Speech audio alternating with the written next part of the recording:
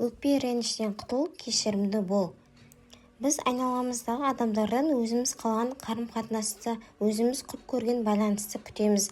Ағайыннан, жора жолдастан, достық туысқандықты дәнекер етіп, өзімізге тиімді нәрсені қалаймыз. Ал күткеніміз болмаса, ренжиміз, көңіліміз қалады. Сондықтан ешкімнен еш нәрсе күтпеуді үйрен. Тіпті әлде біреуге жасаған жақсылығыңның қарымында, алғысын да күтпе. Кезінде оған көмектесіп едім, оның маған жасаған қарашы деп өкпең қара қазандай болып ренжисің, көңілің қалып күйінесің. Лұқпан Хакім екі нәрсені ұмыт: біреуге жасаған жақсылығыңды, біреудің саған жасаған жаманшылығын деген екен. Құранда жақсылыққа жаны құштар ізгілердің бұл жақсылығымыз үшін сендерден ешқандай қарымта да, алғыс та күтпейміз дейтін мәрт үкімі айтылған.